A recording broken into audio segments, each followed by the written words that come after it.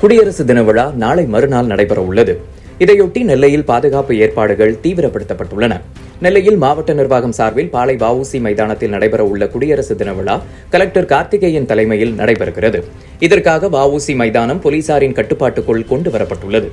அங்கு கடந்த சில நாட்களாக போலீசாரின் அணிவகுப்பு ஒத்திகையும் மாணவ மாணவிகளின் கலை நிகழ்ச்சிகளும் நடைபெற்று வருகிறது. இன்று காலை போலீசார் வெடிகுண்டு சோதனை செய்தனர்.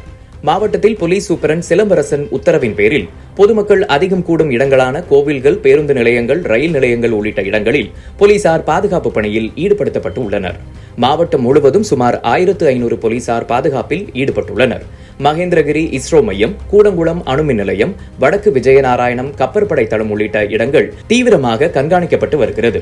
மாநகர பகுதியில் கமிஷனர் சந்தோஷ் ஹத்திமணி உத்தரவின் பேரில் துணை கமிஷனர்கள் வினோத் சாந்தாராம், கீதா ஆகியோர் மேற்பார்வையில் 500 போலீசார் பாதுகாப்பில் ஈடுபட்டுள்ளனர். டவுன் ரத வீதிகள், சந்திப்பு ரயில் நிலையம், பாளை வ.உ.சி. மைதானம், பஸ் நிலையங்கள் உள்ளிட்டவை போலீசார் கண்காணித்து வருகின்றனர். ரயில் நிலையத்தில் போலீசார் சோதனைகளை தொடங்கியுள்ளனர். இன்று வெடிகுண்டு சோதனை நடத்தப்பட்டது. ரயில்வே இன்ஸ்பெக்டர் செல்வி தலைமையில் போலீசார் ரயில்வே தண்டவாளத்தில் மோப்ப நாய்கள் மூலம் வெடிகுண்டு இருக்கிறதா என மெட்டல் டிடெக்டர் மூலமாக சோதனையில் ஈடுபட்டனர். இன்று காலை ரயிலிலிருந்து இறங்கிய பயணிகளின் உடைமைகளை மெட்டல் டிடெக்டர் மூலம் சோதனை செய்தனர். மேலும் பார்சல் அலுவலகத்தில் வந்து இறங்கிய பொருட்களையும் சோதனை செய்தனர்.